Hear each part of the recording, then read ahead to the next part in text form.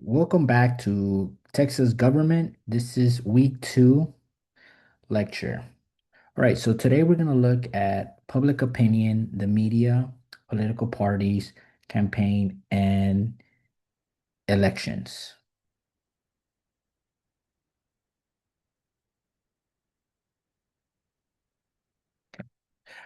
So, what are some agents of political socialization? So, when we talk about political socialization, we're talking about where do you get your political beliefs, right? And it starts with the family. Family is where you get your political beliefs, right? Your mom, your dad, right?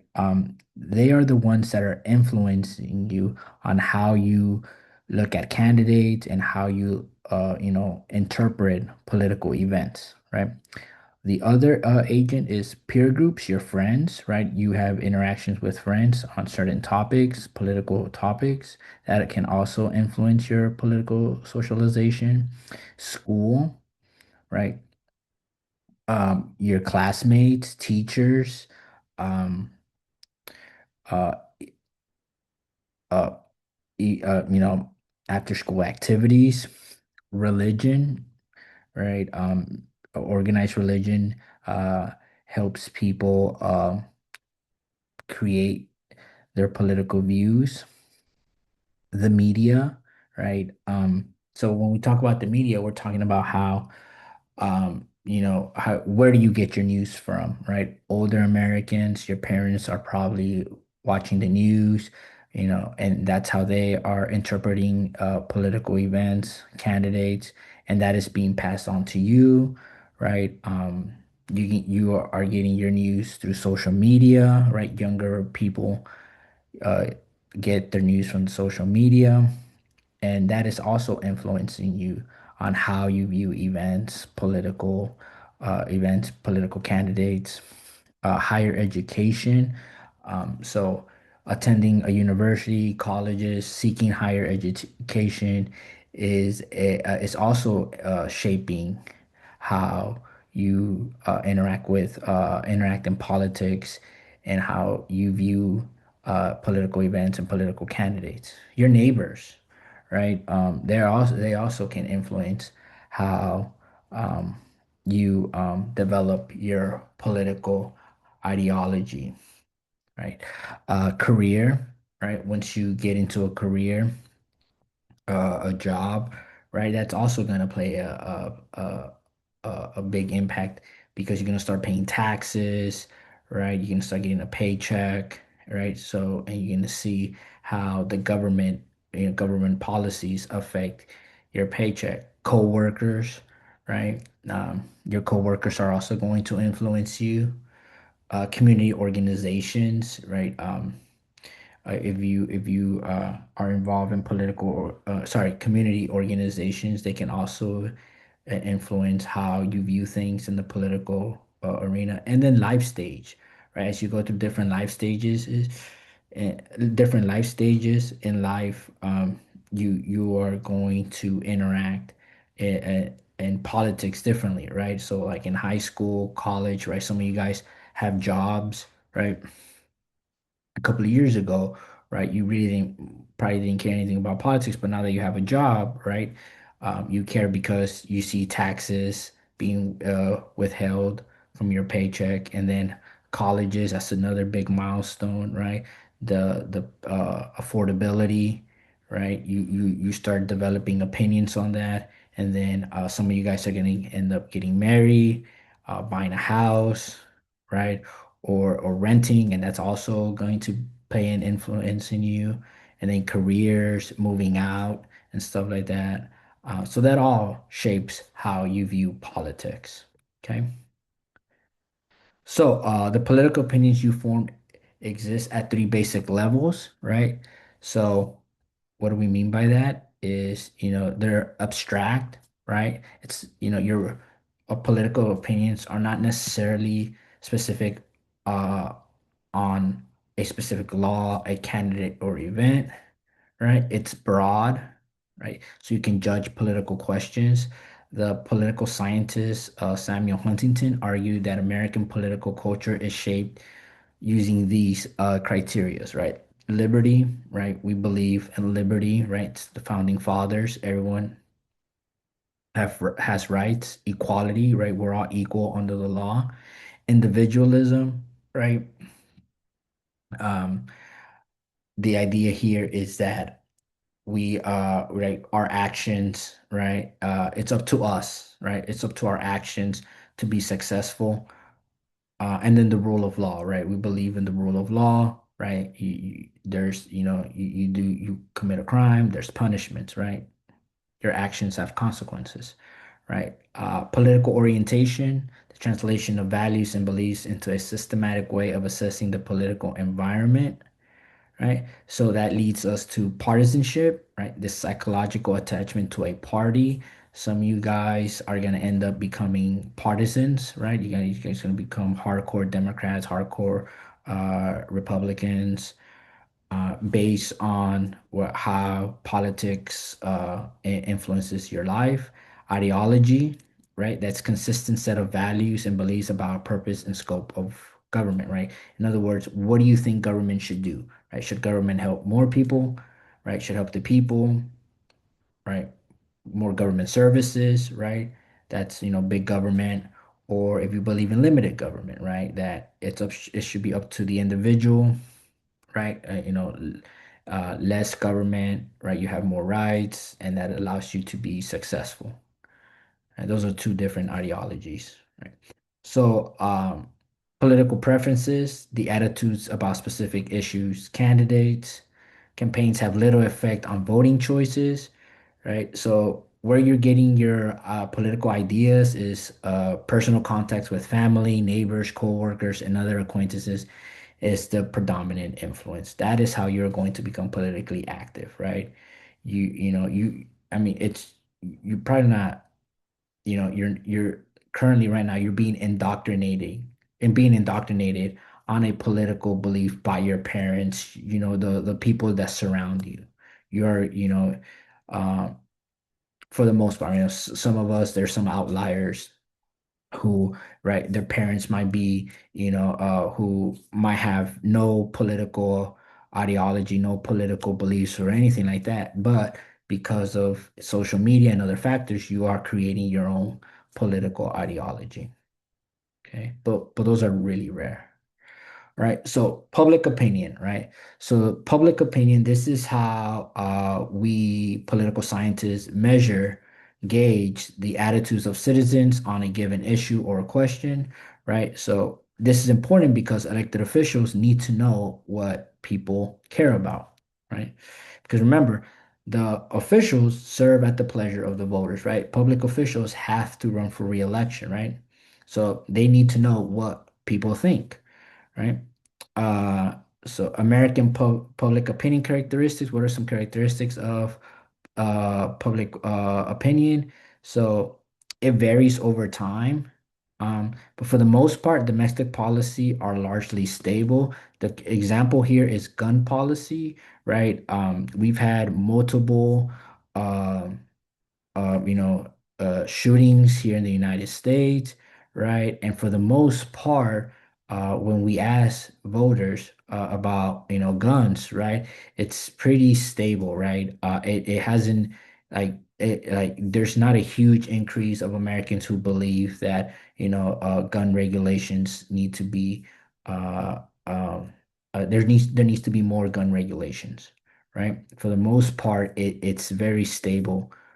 The exception here is marijuana, right?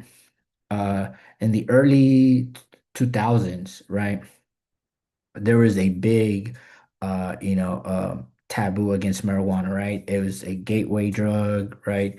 A lot of people were against marijuana, but then something happened in the mid 2000s, right? I mean, you can even argue in the 90s it started in California, right? With them starting regulating it. But you start to see a shift, right? And now, right, most Americans are okay with the legalization of marijuana. And one of the big reasons for that is because of the war on drugs, right? Americans saw the firsthand effects of the war on drugs, right? Long term sentences for people of color, um, it just wasted resources, the government spending a lot of money trying to fight this war on drugs, right? And and so Americans just, they started shifting their public opinion, and now you see marijuana legalization. It has broad support even in states where there's high addiction drug rates, right? Marijuana legalization is high up there.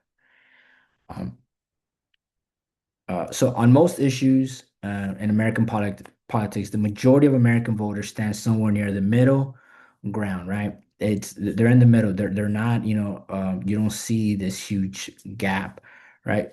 And Americans are more willing to express their opinions about things of which they are totally ignorant, uninformed, inconsistent, and unconnected, right? So they might have different views, right? So you might see some voter um who is mad that their taxes are high, right? They're like, my taxes are high, right? I hate that I have to pay so much taxes, right?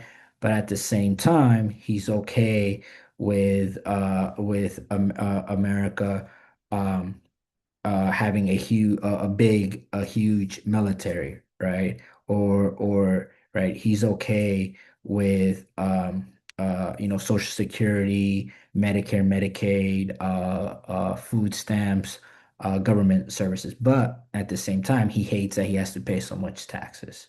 Right. Or you can spin around. You can switch it and say, there's some people that are right that are, low taxes, right? Right. Sorry, excuse me.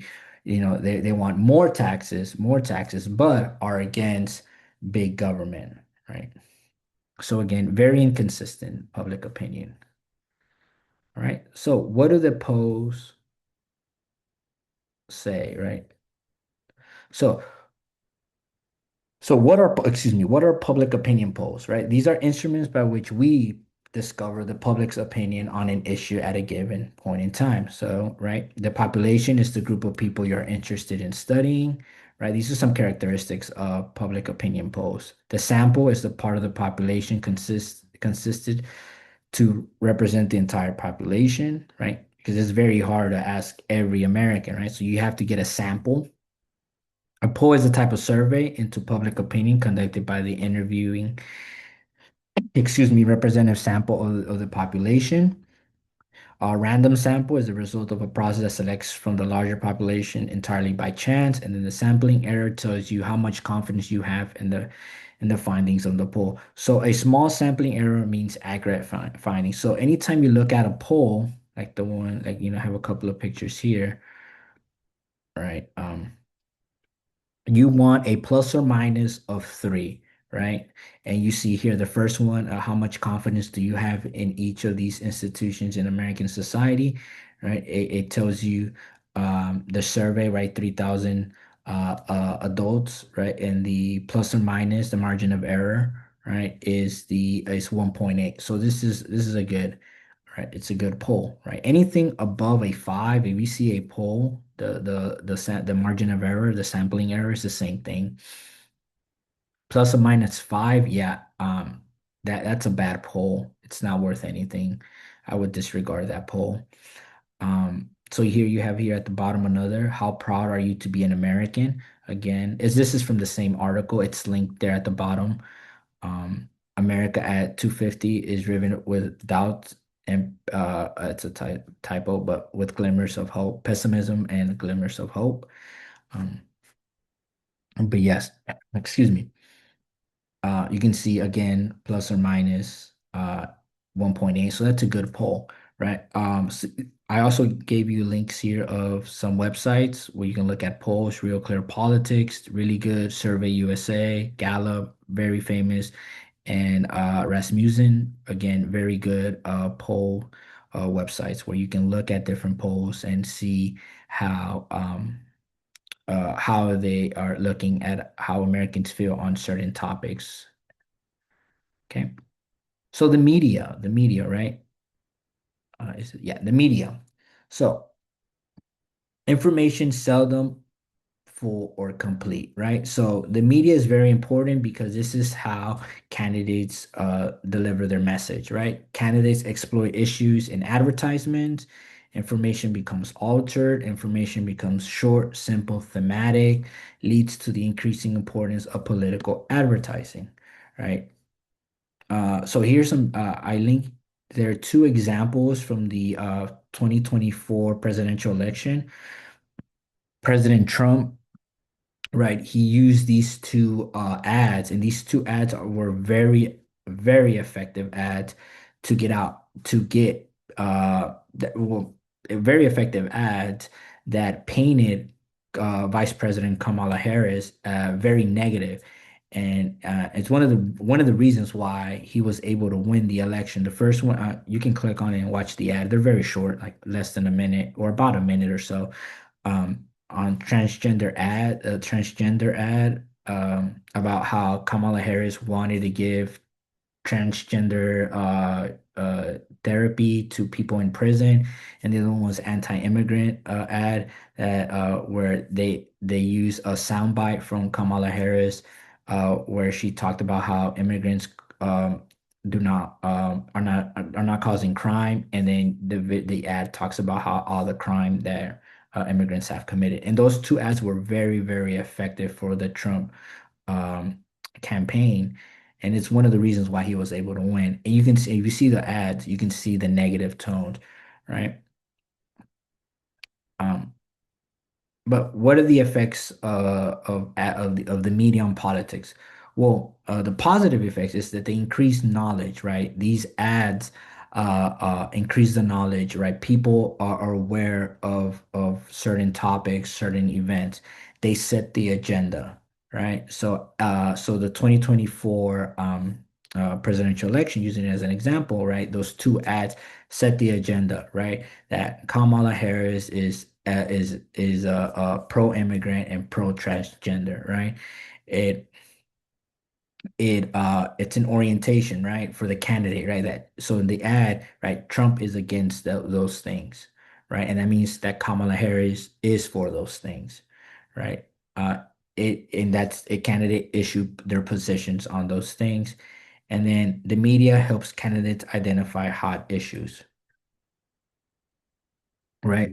So those things became the media made these topics excuse me, the media made those topics uh um big, right? And it played the voters, the people were watching these ads, and the media. I mean, even the media cover how the Trump administration was using these ads. So, in a sense, the media was giving the Trump not excuse me, not the administration, the Trump campaign free play by exposing more people to these ads, right? Uh, what are the negative effects on politics of the media? The media effects on politics, the negatives, is the increased voter skepticism, right? So voters, are they become skeptics. All the ads are negative. It reduced the choice of candidates, right? And just since the politics is a game for the financial elite. In other words, right, in order to run these ads, you have to spend a lot of money. You have to spend a lot of money, right, in these, to run these ads. So, the more money you have, right, the more you can use that money to run ads against your opponent. Okay. News coverage. So what are the characteristics of the news coverage, right? You probably know about this. It's more negative, right, than ads, right? It's always something like bad that's going on. We look at the candidates. One third of candidate messages are negative. Structural bias in the media that plays into it. Um, what do we mean by that? Is that a lot of people are biased against the media, so that plays into it. Early negative coverage is hard to shake, so using the previous Trump ads against Kamala Harris, she couldn't shake that off, that she was pro-trans and pro-immigrant, right? That hurt her campaign. Um she tried to give some rebuttals, try to answer back, but it wasn't successful in the eyes of the voters, right? Um, News organizations shape sound bites from stories. Um, so right, it's so any like so the stuff that a candidate can say, the news are going to use that to to create stories, right? They emphasize the dramatic, right, and no meaningful context at all. Okay. So, but the media, the news, right? They have two functions, right? They're the gatekeepers, right? They set the agenda, right? National outlets often decide something is a big deal. It's like in the 2024, right? The big deal was transgender and immigrants. That was the big deal, right? And then framing the tone and tenor of the coverage of an issue or event, right? Crazy, unbecoming, positive, negative, erratic, etc. Right? So, again, using the 2024 presidential election as an example, right? The immigrants, right? Immigrants, you have this huge flood of immigrants coming to the United States. It's a threat, right? The highlight of immigrants committing crimes, right? Committing crimes. But notice that you know, they didn't talk about how the good things that immigrants are contributing to the American economy. Same thing with transgender, right? The transgender topic, right? Um, Being allowed to play sports, right? It's very small, but again, the news coverage makes it seem that it's happening all over the United States. That's happening in every high school in America. Or the other story was that there's that there's schools, that public education is allowing students to change their gender, right? They're allowing kids to be called different names, going by and the news coverage was, amplifying that, and it was scaring voters, right? So here are some websites that you can use to help combat misinformation. Factcheck.org, very good. PolitiFact, Snopes, and All Sides. Again, here's just some images here. How to recognize a fake news story. Again, very, very important, especially now with social media where everything gets amplified, right? It's very, very important to understand what is fake news. Okay. Political advertising. So, what are some characteristics of political advertising? So, in other words, political ads, right? They convey information that will invoke positive feelings about the candidate, right? So, information can be positive or negative. They define a candidate and issue positions. They define opponents. The candidate controls content. The candidate controls the appeal. They stress the image and issues. They measure citizens' response. They reinforce long-held predisposition about issues, personalities, political parties. They increasingly are negative, right? Positive ads have to run multiple times to stick. Negative ads move poll numbers, right? Right, that's why political ads are negative, right? Okay. So what does the research say about negative advertising? So looking at the research, right? Negative ads do not increase participants, right? Negative ads reduce positive attitude towards candidates and races, right? Attack advertising extracts a toll on participation. So voting drops by 2.5 with negative ads. It increases by the same amount. The strong effect is on independent voters. So this is one of the reasons why you see negative ads. They're targeting the independent voters or voters that don't vote, that don't show up, right? They're hoping that by them looking at this ad, it's going to trigger them. It's going to, something is in their mind is going to say, hey, I don't like what that guy is doing, so I'm going to vote against that person, right? Or I don't like what she's doing, so I'm going to vote against her, right?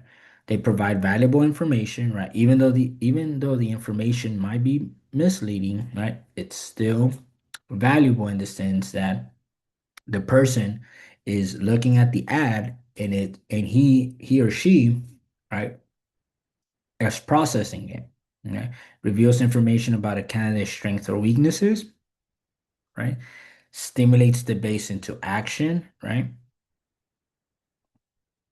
So what do we mean by that is, right? So ads, right, can also stimulate the base, right? They can energize the base, right, to participate in voting. More knowledgeable voters are more likely to pay attention to ads, right? Negative ads are given more weight.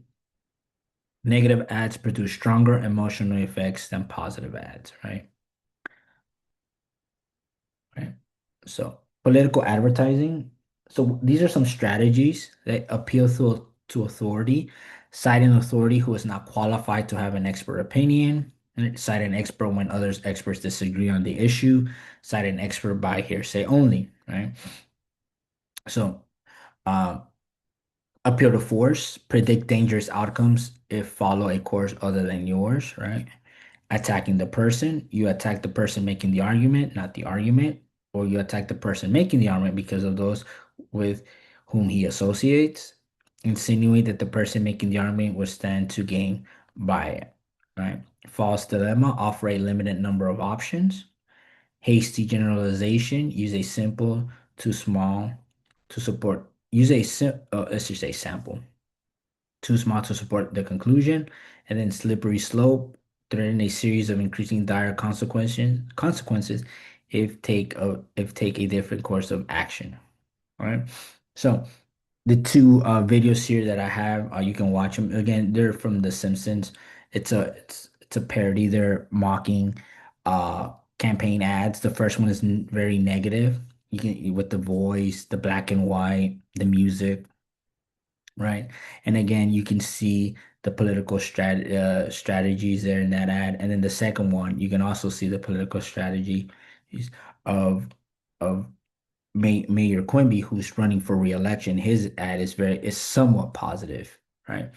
You can also there's a link there. You can also look at click the link there and look at previous ads from other presidential elections, and you can see how positive and negative the ads are. Okay. So, what are some trends when we look at political advertising, right? So, fragmentation of audience and outlets, right? People are divided. The shift from networks to over more diverse sources. We're starting to see this, right? Now we're seeing more political advertising on social media, right? Tabloidization of news, right? Shock, right? It sells, right? Fierce commercial pressure, right? It's a lot of pressure to run these ads, right? And the permanent campaigns, right? So, meaning that there's no pause, right? Leading to there's no pause when it comes to running for office, right? You have to be out there, and you need donors, right? So you need constant polls, focus groups, town meetings to know what people want, what are people are thinking, so you can develop your message. The rapid rise in the importance of social media, right? Social media is becoming huge because in a sense, when you think about it, it's free, right? It's free advertising, right? You just need, your message to be out there and it gets amplified. Now here are some what's a recent trend that's happening now is that you're starting to see um um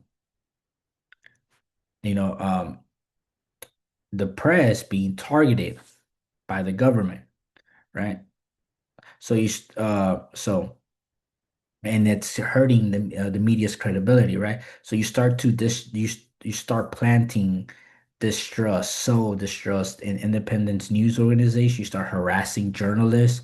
You start attacking their credibility, right? You exploit civil courts to impose financial pressure, right? You go after them in the in civil court.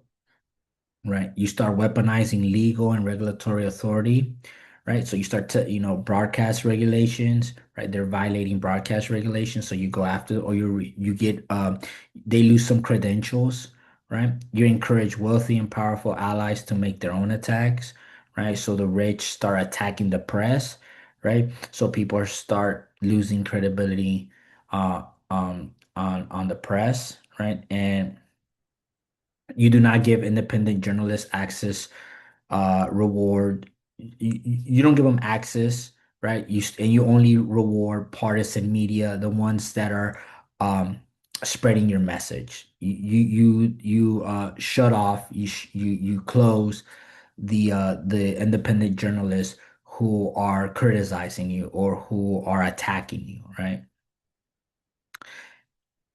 So that's something to keep an eye on because it's it's happening, right? A lot of journalists are losing credibility because our elected officials are attacking them, right? In various forms. Okay. All right, so now we're going to look at voting behavior. So, who are the people who participate in voting, right?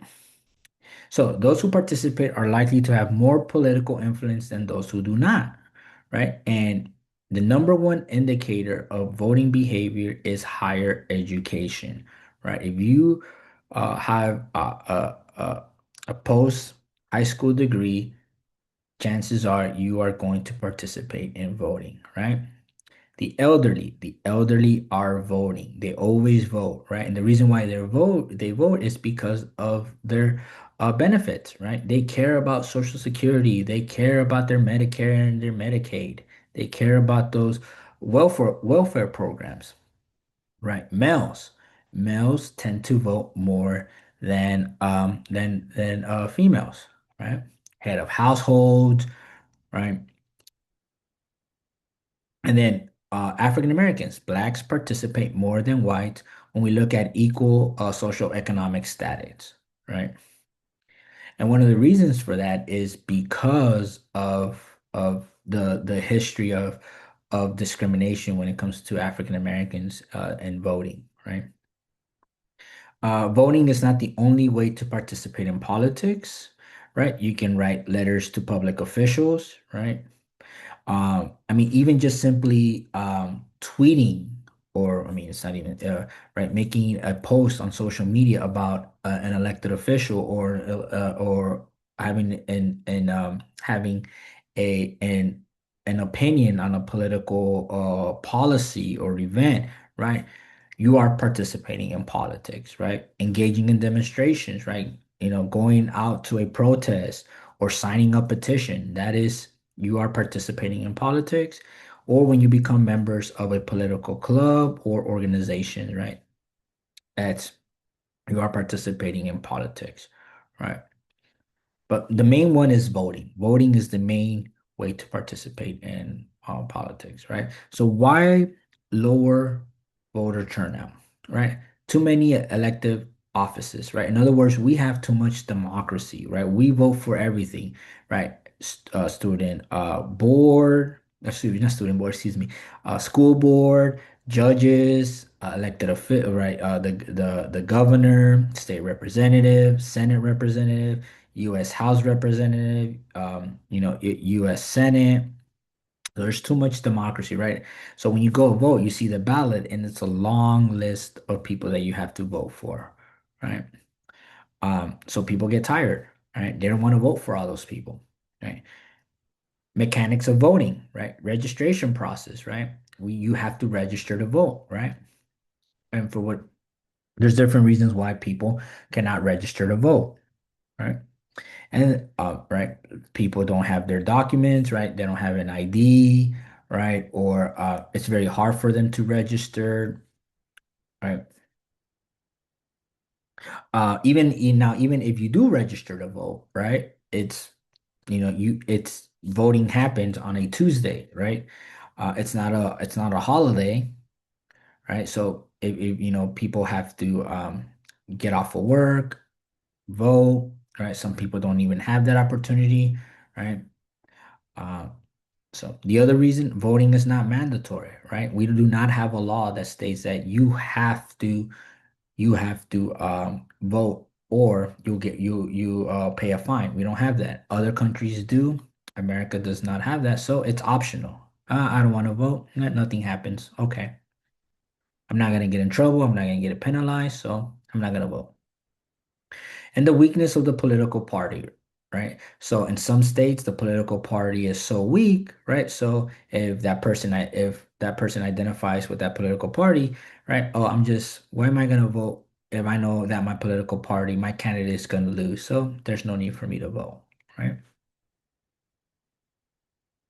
Okay. So here in Texas, right? What are some reasons why we have low turnouts when it comes to voting? Again, current registration laws, right? Remember, voting is only for U.S. citizens, so immigrants in Texas cannot vote. You have to be 18 years old to vote, right? 30-day registration deadline, right? Longer than most states, right? You have to register 30 days before the the uh the official election day, right? We've had historical barriers, like a poll tax, right? So we here in Texas, it was $1.75, and this a poll tax is you had to pay to vote, right? It was used to prevent lower income people from voting in the 20th century. You also have literacy tests to deny, right, low income people, minorities from voting, right? Annual registration required, so you had to do this every year, right? You also have white primaries, right? Here in Texas, the Democratic Party, right, in the 20th century, right, was the dominant party, right? So it was a one-party state, right? So whoever won the primary would win the general election, right? And it was only for white. African Americans could not vote in these primaries, right? Property requirements for local elections. So you wanted to vote for mayor, you have to own property. And then you got to remember women couldn't vote until the 19th Amendment. Excuse me. So, what are some unique social factors that still keep Texas turnout low? High poverty rates, right? Poverty rate is high, so poor people, like I said earlier, right? It's very hard for them to vote, right? Even if they do register to vote, taking the day, right, to to um to vote, right, might be problematic. Large minority population, right?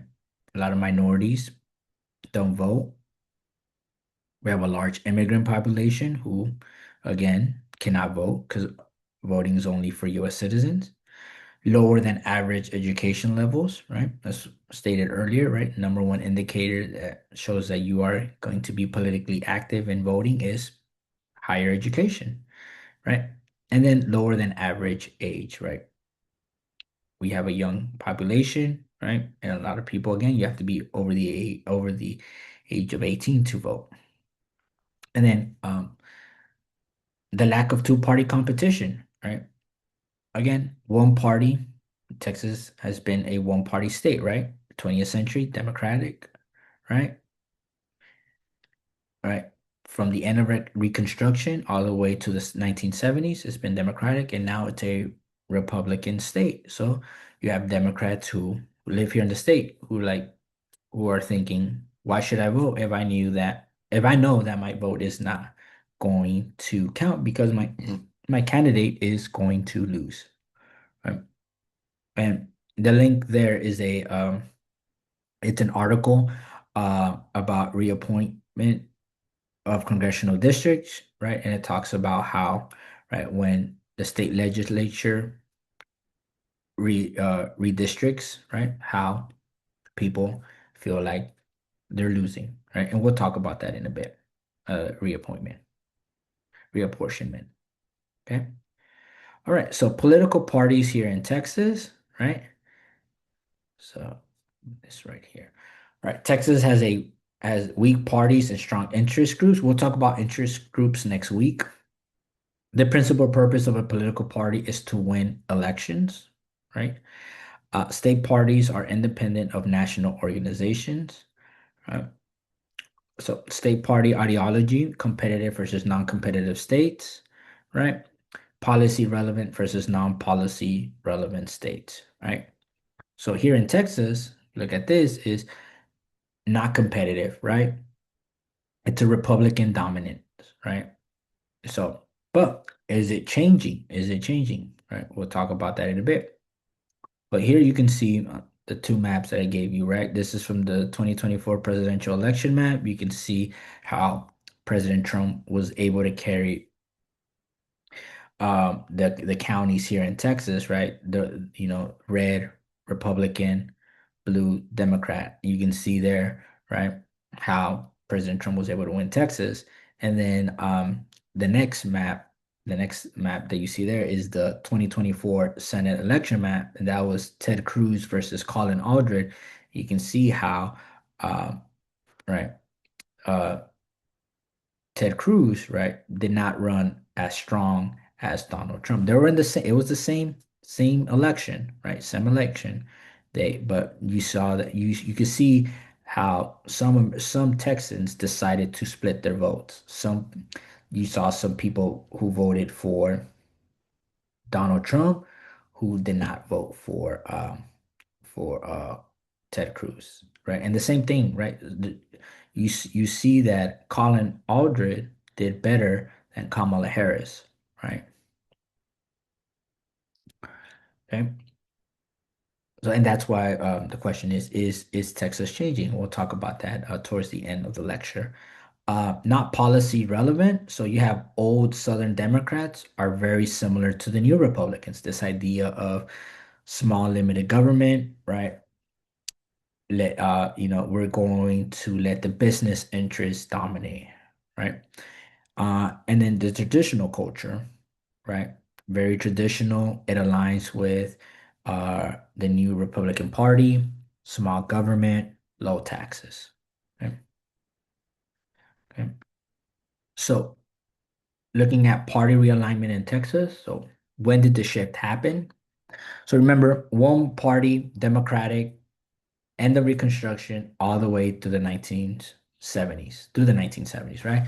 So remember, why is this? Why was the Democratic Party so strong during this era? Well, remember, right? Southern Democratic hostility to Lincoln, right? Reconstruction, the Yankees, right? They're the ones that occupied the state. They're the ones that wanted to change their way of life, right? They're the ones that, right, that were trying to change how, whatever. This is all after the Civil War, right?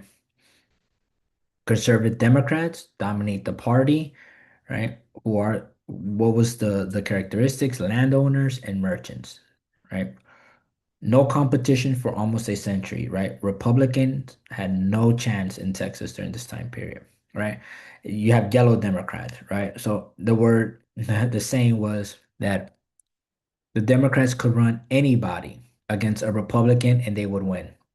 They could run a yellow dog and the yellow dog would defeat the Republican nominee. That's how strong the Democratic Party was in the South, right? In Texas, right? The solid South, as it was called. Excuse me. But you start to see after World War II a gradual realignment from the top. It happens at the top. It happened at the presidential level to the bottom. In the 50s, right? Presidential election, Eisenhower over Stevenson, right? So one of the reasons why you see this, uh, right? uh, Texas voting Eisenhower over Stevenson, right? Eisenhower, World War II general, right? Texas has a lot of military bases, right?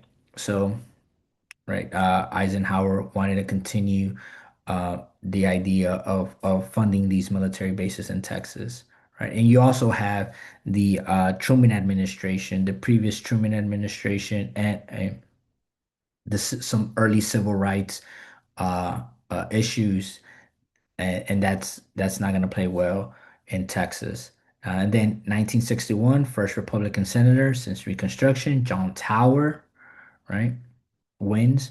Um, and again, that's after you start to see this is through the civil rights movement, right? You're starting to see how the federal government is being more active in protecting the rights of African Americans, right? In 1970s, the first Republican governor since Reconstruction, Bill Clements, right? So now you're starting to see Republicans winning office uh, at the state level. And then in the 80s, Democratic defectors, Phil Gramm, who was a Democratic conservative, he is going to switch parties and become a Republican. This is part of the Reagan Revolution.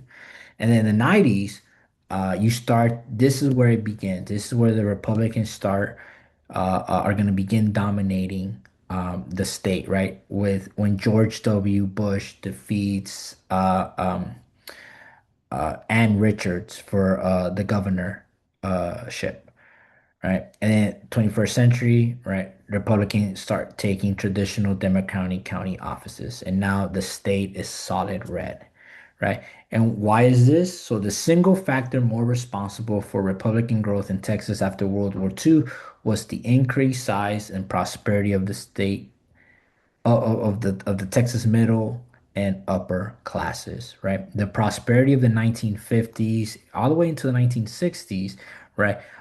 You start to see that the people in Texas are benefiting of that prosperity, and they see that that prosperity aligns with Republican Party values, right? And uh they're also are turned off by how the federal government is helping minorities, African Americans, right? So you're starting to see that shift. You're starting to see shift where Democrats are, people that voted Democrats, they're voting for Democrats are now voting for Republicans in Texas. Okay. Okay, so voter profiles in Texas. So this is from the 2024 presidential election. So who are Republican voters? Rural conservatives, right? White evangelical Christians, uh, suburban voters, right? But it's shifting. It is shifting. The Democrats are making gains in with suburban voters, business professionals, right? Blue collar workers, right? Latinos, right? Latinos are uh, voted for President Trump and voted for Republicans in Texas, right? Um, and older conservatives, right? The elderly, right? Democratic voters, again, this is based from the 2024 presidential election. Urban, right? If you look back at a couple of slides before, we looked at the different the states, right? The different counties, excuse me, the 2024 presidential election and the 2024 Senate election, and you notice that if you can spot the Houston, Dallas, Austin, San Antonio urban centers, right? Heavily Democratic, right? That is the base of the Democratic Party, right? African Americans are a solid uh, members of the Democratic Party, solid voters, especially African American women. African American women vote heavily Democratic, heavily Democratic. Asian voters tended to swing to the Democrats.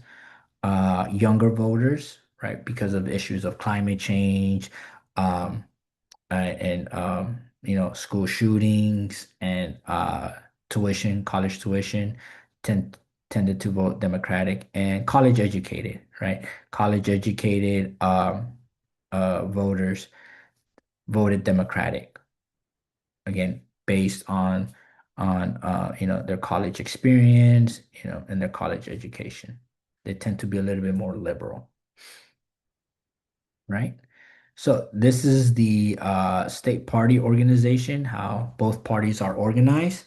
So the permanent party, it's the continuity between elections. So you have a precinct chair, right? Basic level in the party organization in Texas, right? County chair and executive committee, state chair and executive committee, party and government. That's all the elected officials. So there's usually conflict between the elected officials and the precinct chair, county chair, state chair, right? Because they're trying to set the agenda for the party, right? So they're going to go into conflict, right?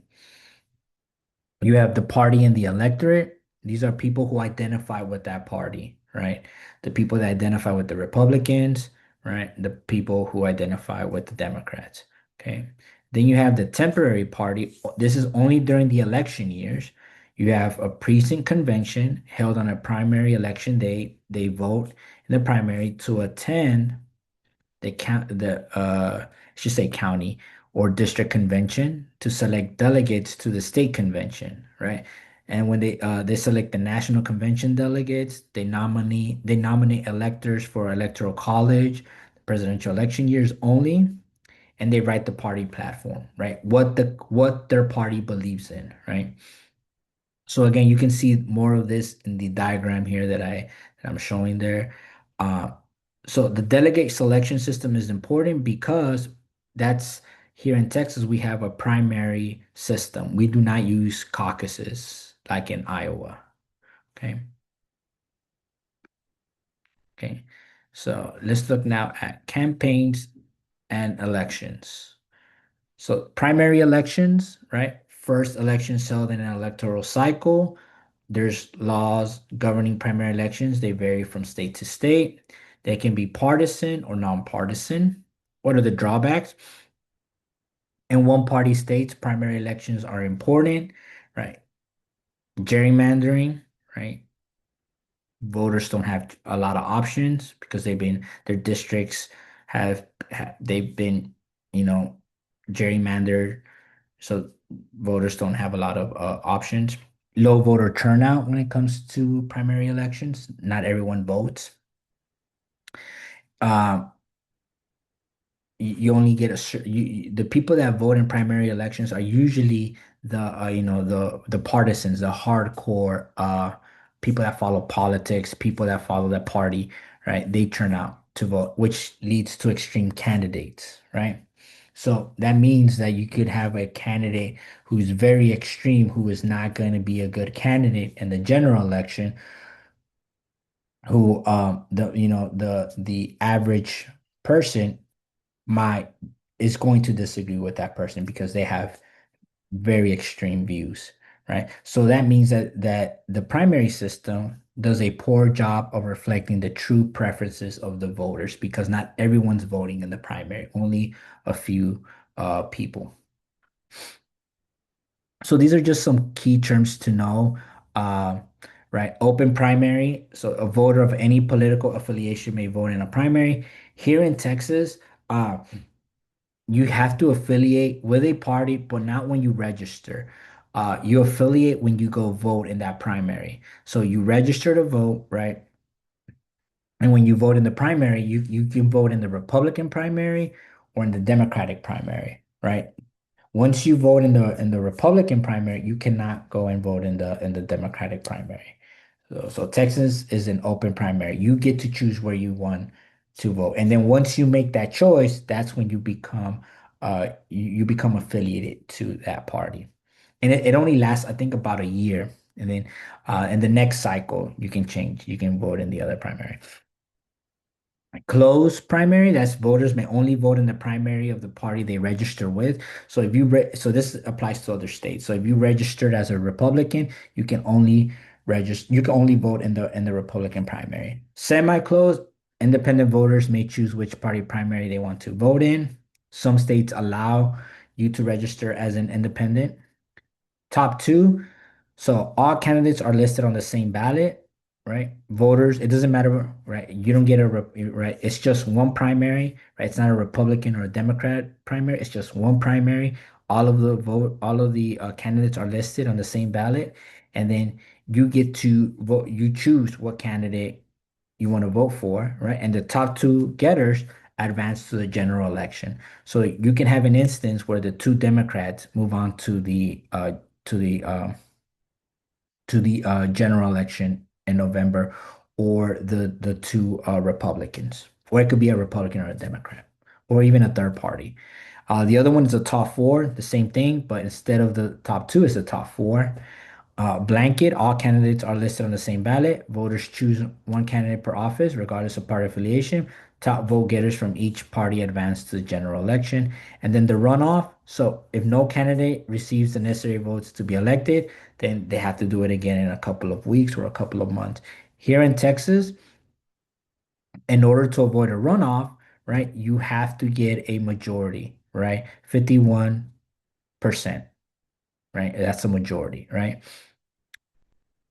Well, over 50%, right? Because it could be 50.8, and that's considered over a majority.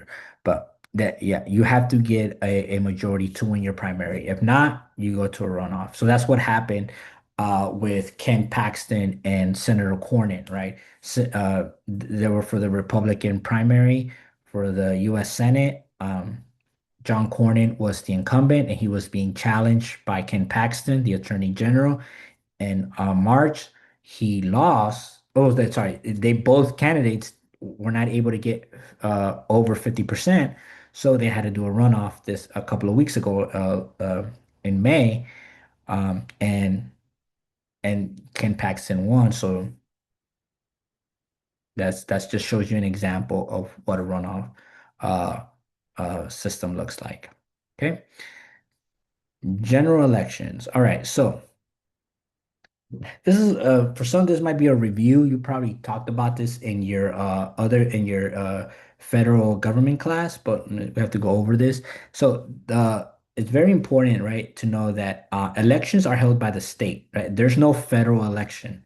Like the federal government does not control the general election. The right every state has their own election, right? And state elections are held every 2 years in even number years on Tuesday after the first Monday in November. In Texas, right, general elections for state and I should say county office are held in even number years, right? General elections for many local offices such as mayors uh, uh, and school boards are held in odd number years. Apologies for the typo. Um, and plurality, most votes required to win Texas general elections, right? So the most votes, right, to win. Right. So we also have constitutional amendment elections, right? Oh, really quickly, because it's 2026, right? So it's an even. So we have one for state and county office, 2026. So that's why Greg Abbott, he has to run for governor again. The same thing with Lieutenant Governor Dan Patrick. He has to run. And the House of Representatives, sorry, the state legislature is also running. Right. So constitutional amendment elections, this is deals with amending the Constitution. It's a two-step process. So the state legislature is required to pass proposed amendments with two-thirds of votes. Right. Proposed amendments are then approved or not by voters in a statewide general election in odd number years. Right. The issue with this is that, again, you have low voter turnout. Not a lot of people are going to vote for these amendments. Sometimes the proposed amendment has confusing language, right? So voters really are not sure what they're voting for. Sometimes the state legislature, what they do is they pack the amendment with a lot of provisions. So you're voting for maybe it's you're voting for something good, and at the same time you're gonna also vote for something that's bad, and it's all under the same amendment, right? So you, it's a no-win scenario. Proposed amendments deal with local issues, right? So an example was a couple of years ago. the state of Texas proposed an amendment getting rid of in Galveston, getting rid of, I think it was their attorney general. But there it was to get rid of an office. But now it was not just Galveston voting, but it was the whole state of Texas. So someone in, let's say, Lubbock, now they have to vote on to get rid of some an office in Galveston, right? So that's problematic, right? So now instead of an issue being local, it becomes a state issue. And the person in Lubbock probably has no idea, right? Probably has no information about what's happening in Galveston, but he has to, right? If he chooses to vote, right? He has to vote on that amendment, right? So it makes local issues into state issues, right? And some people, right, might have no idea, might have no opinion on that local issue, right? And then voting on many proposed amendments. So it's not that you're just voting for one amendment, right? Excuse me. You're voting for many amendments, and there's voter fatigue, right? It could be a daunting task reading all of that, so people choose not to vote. And now looking at the presidential general election, very important to understand that voters are not electing the president and vice president, right? So when you go vote, right? So this in this past 2024 presidential election, and then in the upcoming one, 2028 presidential election, um, right, right. Very, very important to understand that people are not voting for the president, right? You are voting for electing a slate of electors who comprise the electoral college, right? So you're voting for someone to vote for the president, okay? So, and the reason for that is because again, the founding fathers, they were not big on direct democracy. They believe that there had to be some type of system where where the people are not directly electing the president. It has to be the electoral college, right? They're the ones that elect the president and the vice president, right? And the power to determine the electoral college belongs to the state. So Texas has 40 electors, right, in the electoral college, 40. And there the map shows you how many. California has the most, 54. So how do you get that number? 40 is it's the combination of the House representatives. So Texas has 38 plus the two Senate seats. So every state has two, right? Every state has two Senate seats, right? So so that's how you get the number. So that's how we get 40, right? Right. Texas has 38 US House districts, 38 representatives in the House, and then they have two senators. So 38 plus 2 is 40, right?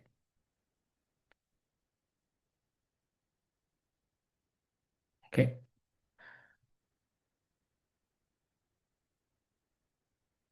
All right. So drawing legislative districts.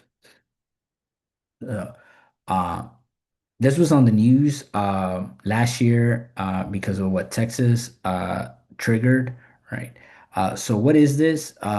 Reapportionment is the process of distributing the 435 U.S. seats among the 50 states based on changes in population. So that's why we have a census every 10 years, right? It's to see how many people we have and to reapportion these house, right? The number is set at 435, right? So depending on states losing population, some states might lose seats, some states might gain seats, right? Redistricting, once the state learns how many US seats it will have for the next 10 years, the purpose of redistricting is so that each district has roughly the same number of people, right? It also affects the state legislature, state boards, commissions, judicial districts, and local elected offices. So Texas only adheres to the criteria of equal population and the Voting Rights Act requirements. Right, different states use adheres to different ideas and stuff. So the redistricting of state legislative seats, continuity, and the preservation of political subdivision. That's so when we're looking at drawing the maps for state legislative seats. Um, the Texas Constitution states that the state legislature, excuse me, has to take into account continue the long history of the district and the preservation of political subdivisions, right? Uh, but there is some structural bias, right? Institutional patterns and practice that confer advantage to some and disadvantage to others based on identity, right? Single member districts, urban rural polarization, wasted votes, natural sorting, and misrepresentation, right? So when they're drawing these districts, right, these districts can become very uh, uh, dominant in one party, right? So the district is very heavily red. So, right, urban and rural polarization again, right?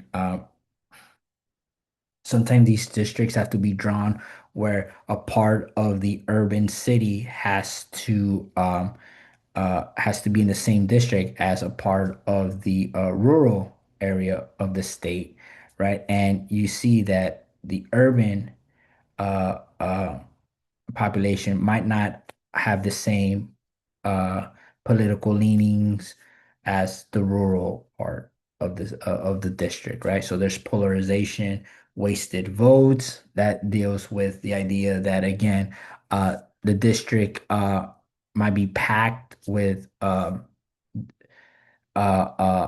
different minorities, and it can cancel out the vote of those minorities. Um, Natural sorting, right? When drawing the district, it some of the politicians know that by drawing a district that those people living in that district, they're going to be able to naturally vote for that political candidate that they wanted.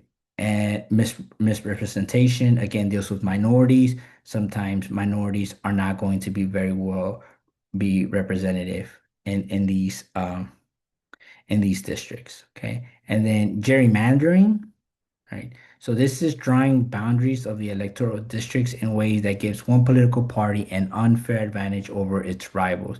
So you have political gerrymandering and racial gerrymandering, right? And if you click the video there, that's a link, excuse me. If you click the link, it's going to give you a video and explain to you what gerrymandering is. The image that I have here on the slide, it just shows you how in 2003, Texas redrew its districts and it had a huge impact, right? And you can see how right? Prior to 2003, the districts, right, 15 Republicans, 17 Democrats, but after the redistricting in 2003, you're starting to see a shift. And that's one of the reasons why the state was able to turn red, right? So redistricting is very, very important.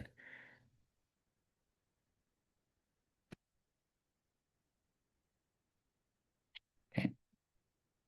All right. So what are some rules to vote here in Texas?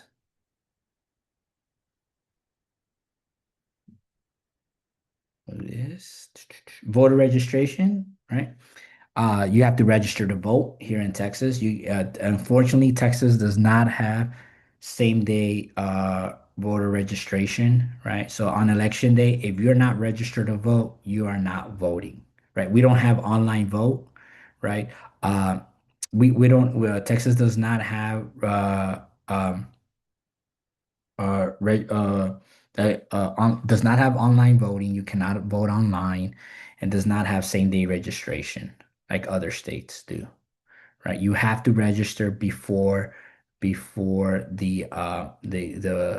the general election to be able to vote. And I put a link there, and it tells you the requirements for registering to vote here in Texas. So election day, in-person voting, again, no online voting. Every state has its own rules and regulations. Uh, Early in-person voting, system of practice by which voters excuse me, by which votes are cast ahead of the election. Voters vote during a designated early voting period. Texas has early voting, usually 2 weeks, right? Very popular here in Texas, right? People do early vote. Again, the link there tells you how to early vote. Texas allows for absentee voting or voting by mail. Again, every state has different rules and regulations, um, but this allows voters to vote before election day by mail or drop box. Okay. So now let's look at the readings for this week. Okay. So in your textbook, chapter 4, public opinion in the media, a couple of pages, right? The same thing for chapter 5, political party, the pages there, and chapter 6, campaigns and election pages, right? A couple of pages. Um, Now the reading, right? Uh, the first reading is going to help you for your discussion for this week. The title is Young Adults Are Less Likely to Follow Politics or Say Voting is Important. This is from a poll from last fall, right? So when you're reading this article, I want you to think of these three things. Why young adults are less politically engaged, right? The generational differences in political participation, right? And how young people view major political issues. So, as you're reading the article, make sure you think about that. The second reading, the Texas Senate election is a toss-up, right? This is uh, from a poster. He has his own Substack, and it's a really good uh, uh, political newsletter to follow. Um, He's a very famous poster, but he talks about the Texas Senate election between Ken Paxton and James Tallarico. But as you read this, I want you to focus on these three things. Why the author argues the race is a toss-up, meaning that uh, it's a coin flip, right? It's a coin flip. The role of candidates and political context, and how Texas political identity may be changing, right? So the next couple of readings are going to help you for your essay that is going to be due on Sunday. I'll talk about that in a bit. Reading 3, President Trump's late intervention in the Republican primary creates a worst case scenario for the Texas GOP. GOP, that's Republican. That's another name for the Republican Party. GOP stands for Grand Old Party. Uh, so as you're reading this, right? This is from political scientist Richard Murray, excuse me, from the University of Houston. Very famous political scientist, uh, and he talks about his thoughts into this race between again uh, Ken Paxton and James Tallarico and the influence of President Trump in this Senate race. So as you read this, I want you to think about these three things. How the Texas Senate race became competitive, right? The difference primary elections, the difference between primary elections and general elections, and the role of party conflict and candidate weaknesses. Okay.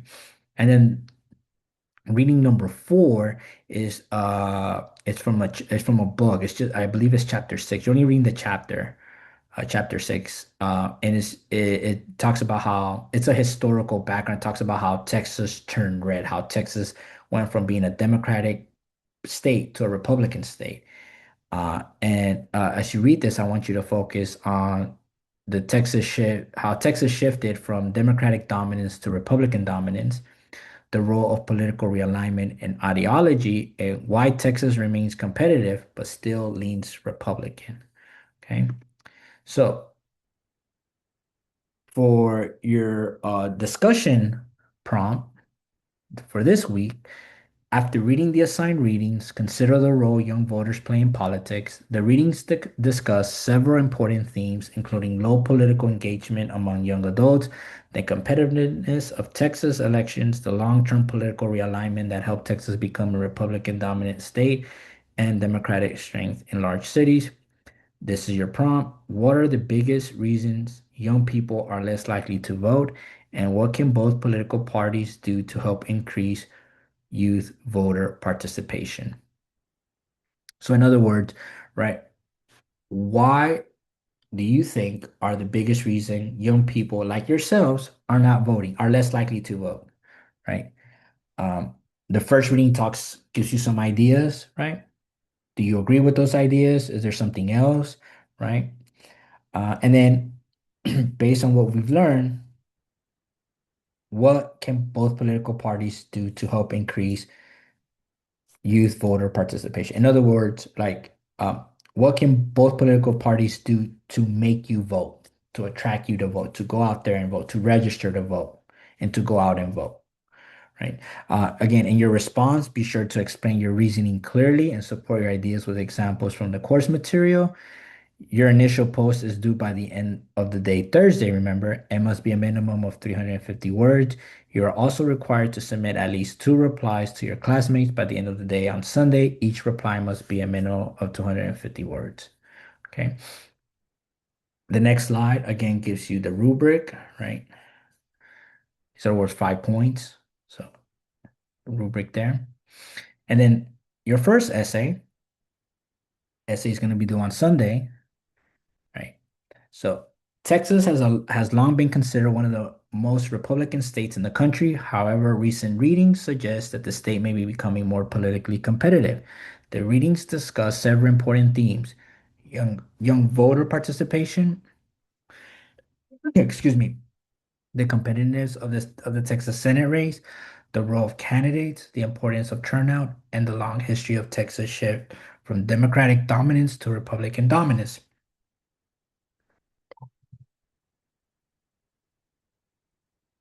Excuse me. For this essay, answer the following question. Is this the cycle when a Democrat can win statewide in Texas? Why or why not? So do not simply summarize the readings. Instead, you should use the readings to build your own argument.